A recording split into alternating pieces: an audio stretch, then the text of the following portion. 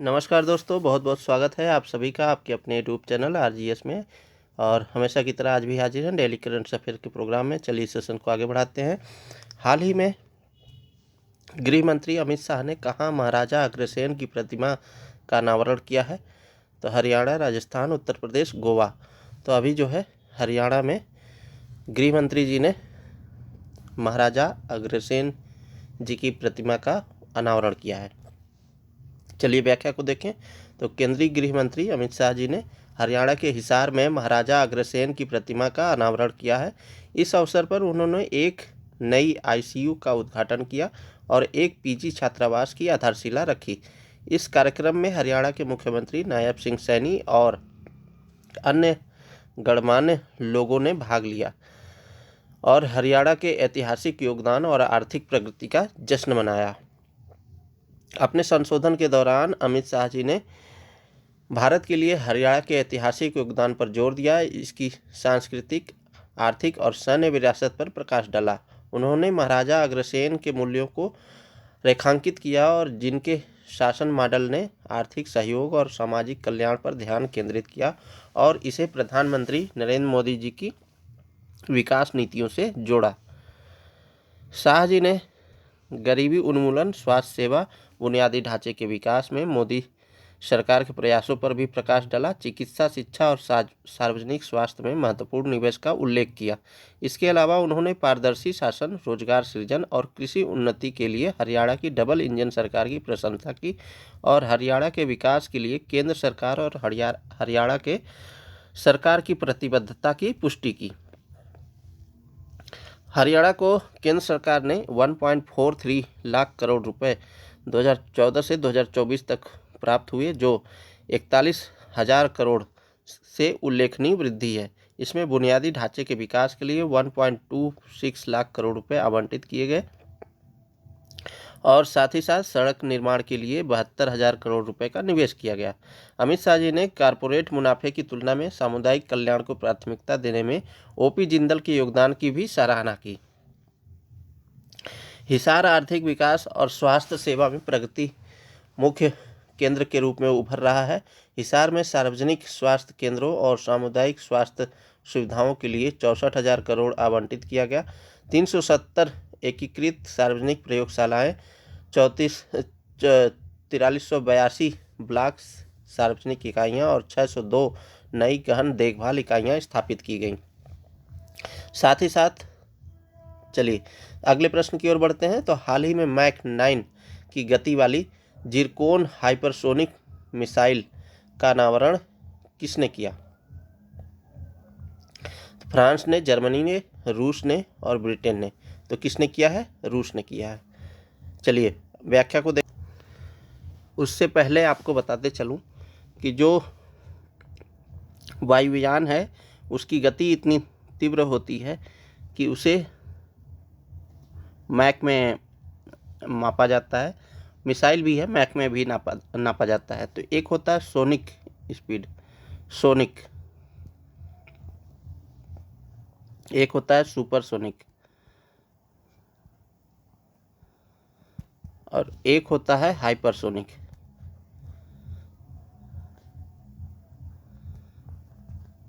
तो सोनिक की जो मैक गति होती है वो 1 मैक के बराबर होती है। वहीं सुपरसोनिक की जो गति होती है 2 मैक से 3 मैक के बीच में होती है और हाइपरसोनिक की गति जो होती है 5 मैक से अधिक होती है। ठीक है, तो इसे कैटेगरी मतलब इस गति के आधार पर जो है 3 कैटेगरी में बांटा गया है।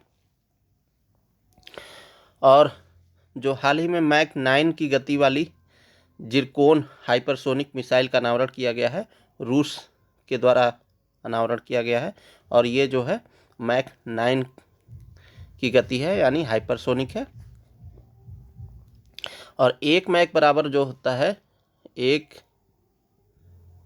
मैक इक्वल टू होता है 1230 किलोमीटर पर हावर। ठीक है, आप अंदाज़ा लगा सकते हैं कि कितनी इसकी स्पीड होगी। तो चलिए व्याख्या की ओर बढ़े। तो मार्च 2025 में रूस ने जिरकोन हाइपरसोनिक मिसाइल का अनावरण किया। यह एक अत्याधुनिक हथियार है जो 20 किलोमीटर की ऊंचाई पर मैक 9 यानी 10,000 किलोमीटर प्रति घंटे से अधिक की गति तक पहुंचने में सक्षम है। जिरकोन को एक रणनीतिक संपत्ति के रूप में वर्णित किया गया है जो सैन्य प्रौद्योगिकी में एक महत्वपूर्ण छलांग का प्रतिनिधित्व करता है, जो बेजोड़ सटीकता और गति के साथ भूमि, समुद्र और हवाई लक्ष्यों पर हमला करने में सक्षम है। यानी किस पर? भूमि में, समुद्र में और हवाई लक्ष्य तीनों को भेदने में ये सफल है। जिरकोन, जिसे 3M22 जिरकोन भी कहा जाता है, एक सुपरसोनिक दहन रैमजेट या स्क्रैमजेट संचालित परमाणु सक्षम हाइपरसोनिक क्रूज मिसाइल है। यह फ्रिगेट और पनडुब्बियों पर 35 से 14 लॉन्च प्लेटफार्म का उपयोग करता है और इस मिसाइल का पहली बार फरवरी में उपयोग किया गया था और 2024 में यूक्रेन पर रूस के आक्रमण के दौरान इस्तेमाल किया गया था। जिरकोन का विकास रूस की व्यापक सैन्य रणनीति का हिस्सा है जिसका उद्देश्य संभावित विरोधियों, विशेष रूप से नाटो और संयुक्त राज्य अमेरिका का मुकाबला करना है। जिरकोन हाइपरसोनिक मिसाइल को शुरू में एक एंटी शिप मिसाइल के रूप में विकसित किया गया था, लेकिन यह जमीनी लक्ष्यों पर भी हमला करने के लिए पर्याप्त बहुमुखी है। इसकी अत्यधिक गति और गतिशीलता को वर्तमान मिसाइल रक्षा प्रणालियों द्वारा रोकना लगभग असंभव है, जो रूस की निवारक और आक्रामक क्षमताओं को महत्वपूर्ण रूप से बढ़ाता है। इसकी अधिकतम स्ट्राइक दूरी लगभग 1500 किलोमीटर होने का अनुमान है, जो लंबी दूरी के हमलों की अनुमति देता है, जिससे रूस की लंबी दूरी की स्ट्राइक क्षमता में काफ़ी वृद्धि होती है। जिरकोन की उच्च गति और कम रडार क्रॉस सेक्शन पहचान को कम करता है, जिससे रूसी सेना को अभूतपूर्व प्रथम हमला क्षमता मिलता है। यह मानक रूसी वर्टिकल लॉन्च सिस्टम के साथ संगत है, जिससे कई नौसैनिक प्लेटफार्मों में एकीकृत किया जा सकता है। इसे सतह के जहाज़ों और पनडुब्बियों दोनों से लॉन्च किया जा सकता है। चलिए अगले प्रश्न की ओर बढ़ें। तो हाल ही में केंद्रीय मंत्री प्रहलाद जोशी जी ने देश की सबसे बड़े 5.4 गीगावाट के हाईटेक सौर सेल विनिर्माण प्लांट का उद्घाटन कहाँ किया है? तो राजस्थान, गोवा, गुजरात और महाराष्ट्र। तो कहाँ पर किया है? गुजरात में किया है। चलिए व्याख्या को देखें। तो केंद्रीय नवीन और नवीकरणीय ऊर्जा मंत्री प्रहलाद जोशी जी ने गुजरात के चिरवली में यानी वारी एनर्जी के नाम से अत्याधुनिक 5.4 गीगावाट सौर सेल विनिर्माण सुविधा का उद्घाटन किया है। इस अवसर पर केंद्रीय जल शक्ति मंत्री CR पाटिल और गुजरात के मुख्यमंत्री भूपेंद्र भाई पटेल, गुजरात के वरिष्ठ मंत्री उपस्थित थे। भारत के सबसे बड़े अत्याधुनिक सौर सेल उत्पादन संयंत्र के रूप में यह ऐतिहासिक उपलब्धि घरेलू सौर ऊर्जा आपूर्ति श्रृंखला को मजबूत करने और आयात पर निर्भरता कम करने की दिशा में एक निर्णायक कदम है। इस अवसर पर बोलते हुए नवीन और नवीकरणीय ऊर्जा मंत्री प्रहलाद जोशी जी ने कहा कि यह शानदार सुविधा भारत की भावना का प्रतीक है और वैश्विक ऊर्जा परिदृश्य में भारत की विशेषताओं के रूप में सामने आती है। तो आप लोगों को दोस्तों याद होगा कि जब 2015 में फ्रांस और जो भारतीय प्रधानमंत्री जी हैं, दोनों ने मिलकर के इंटरनेशनल सोलर अलायंस का गठन किया था, जिसका मुख्यालय गुड़गांव में है और उसी के तहत ये जो है सौर सेल उत्पादन संयंत्र लगाया गया। कंपनी ने कहा कि अपनी तकनीकी क्षमता के अलावा यह सुविधा 9500 से अधिक प्रत्यक्ष नौकरियों और लगभग 30,000 से अधिक अप्रत्यक्ष रोजगार के अवसर पैदा करेगा। आज भारत दुनिया में तीसरे सबसे बड़े अक्षय ऊर्जा क्षमता वाला देश बन गया है और पिछले 10 वर्षों में देश में सौर ऊर्जा क्षमता असाधारण वृद्धि हुई है, जो 2014 में 2.82 गीगावाट से बढ़कर आज 104 गीगावाट हो गई है। तो ये रिपोर्ट आप याद रख सकते हैं कि अभी जो है सोलर एनर्जी की जो क्षमता है 104 गीगावाट हो गई है।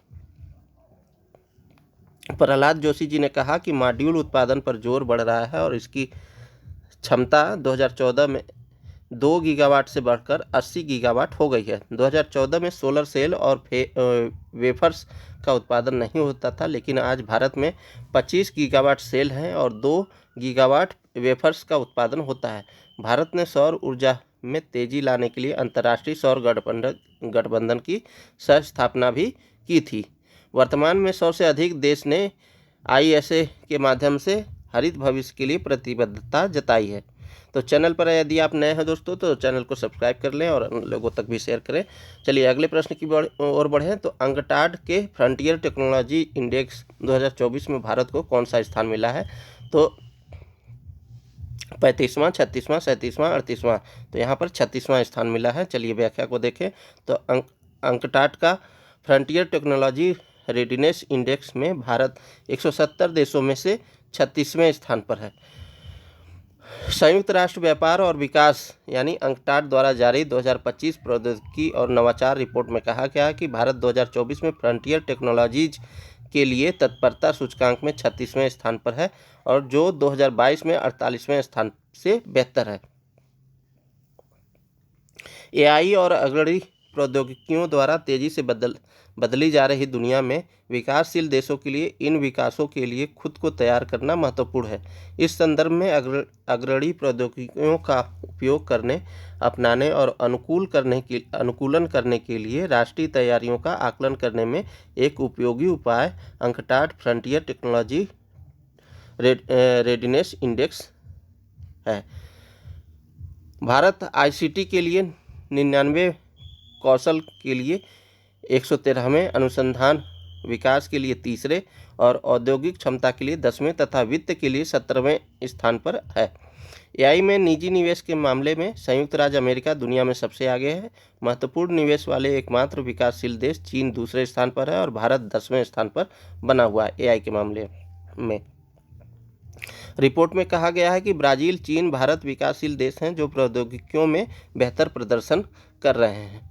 फ्रंटियर टेक्नोलॉजीज में blockchain, AI, internet of things और वर्चुअल रियलिटी सहित कई प्रकार के टेक्नोलॉजी शामिल हैं। चलिए अगले प्रश्न की ओर बढ़ें। तो निम्नलिखित में से भारत का पहला वर्टिकल लिफ्ट रेल ब्रिज कहाँ बनाया गया है? तो मेघालय, त्रिपुरा, असम, तमिलनाडु। तो तमिलनाडु में बनाया गया है। चलिए अभी हाल ही में प्रधानमंत्री नरेंद्र मोदी जी ने इसका उद्घाटन भी किया। तो रामनवमी के मौके पर प्रधानमंत्री नरेंद्र मोदी जी ने खास तोहफा हुए पंबन ब्रिज का उद्घाटन कर दिया है, जो देश का पहला वर्टिकल लिफ्ट सी ब्रिज है।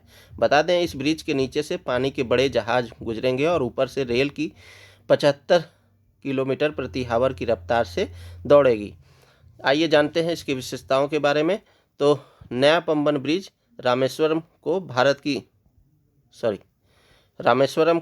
की मुख्य भूमि से जोड़ने वाला एक अत्याधुनिक रेलवे पुल है।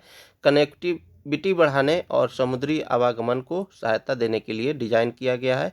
यह पुल जहाज़ों के सुगम आवागमन के लिए भारत का पहला वर्टिकल लिफ्ट स्पैन है। नया पंबन ब्रिज भारत का पहला वर्टिकल लिफ्ट रेलवे समुद्री पुल है। यह पुल 5 किलोमीटर लंबा है, जिसमें जहाज की आवाजाही के लिए 72 मीटर का अद्वितीय ऊर्ध्वाधर लिफ्ट स्पैन दिया गया है, यानी ऊपर की ओर खुलता है। यह तमिलनाडु में मुख्य भूमि पर मंडपम को पंबन द्वीप पर स्थित रामेश्वरम से जोड़ता है। तो कहाँ से कहाँ तक जोड़ता है? तमिलनाडु की मुख्य भूमि पर मंडपम को पंबन द्वीप पर स्थित रामेश्वरम को जोड़ता है। रामेश्वरम वही है जो पवित्र तीर्थ स्थल भी है। यह भारत के पहले समुद्री पुल प्रतिष्ठित पंबन ब्रिज का स्थान लेगा, जो 1914 में खुला हुआ था। नया पंबन पुल रेल विकास निगम लिमिटेड द्वारा पुराने पंबन पुल के समानांतर बनाया जा रहा है। इस ब्रिज की आधारशिला प्रधानमंत्री नरेंद्र मोदी जी ने नवंबर 2019 में पुराने पुल के समानांतर रखी थी। इस ब्रिज का निर्माण कार्य रेल विकास निगम लिमिटेड द्वारा फरवरी 2020 में शुरू किया गया था। यह मौजूदा पुल से 3 मीटर ऊंचा है, जो समुद्र तल से 22 मीटर की नेविगेशनल एयर क्लीयरेंस प्रदान करता है। इस नए पंबन पुल में 13.8 मीटर के 100 स्पैन और 63 मीटर का एक नेविगेशनल स्पैन लगाया गया है। इसकी विशेषताओं की बात करें तो यह पुल नावों के लिए सुरक्षित और सुविधाजनक मार्ग प्रदान करेगा।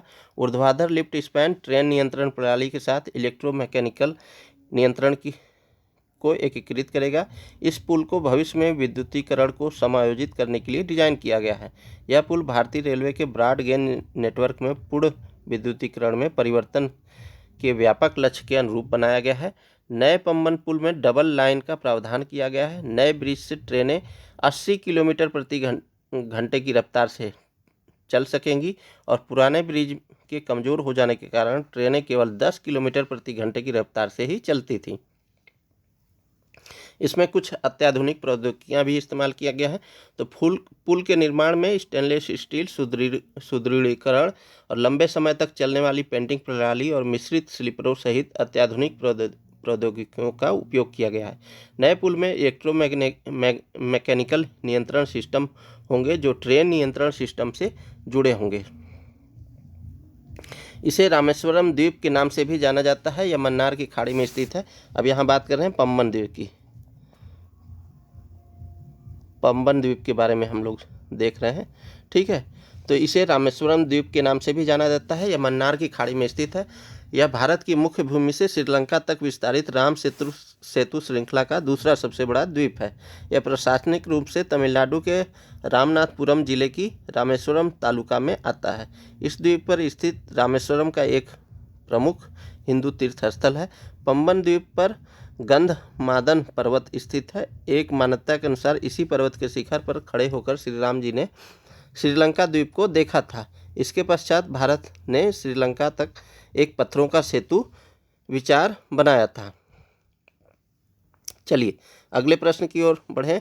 तो हाल ही में किसे सैंड मास्टर पुरस्कार से नवाजा गया है? तो सैंड मास्टर पुरस्कार की बात हो रही है और किसे नवाजा गया है? सुदर्शन पटनायक जी को नवाजा गया है। चलिए, तो विश्व प्रसिद्ध सैंड आर्टिस्ट सुदर्शन पटनायक को फ्रेंड डारिंगटन सैंड मास्टर पुरस्कार, कौन सा पुरस्कार? फ्रेंड डारिंगटन सैंड मास्टर पुरस्कार से सम्मानित किया गया है। सुदर्शन इस प्रतिष्ठित पुरस्कार से सम्मानित होने वाले पहले भारतीय कलाकार हैं। तो ये पहले भारतीय कलाकार हैं, ये आप याद रखिएगा, इम्पोर्टेंट हो जाता है एग्जाम की दृष्टि से। सुदर्शन जी ने कहा कि फ्रेंड डारिंगटन ब्रिटिश सैंड मास्टर पुरस्कार प्राप्त करने वाला पहला भारतीय कलाकार बनकर सम्मानित महसूस कर रहा हूं। ओडिशा के मुख्यमंत्री मोहन चरण मांझी ने सुदर्शन जी को इस उपलब्धि के लिए बधाई दी है।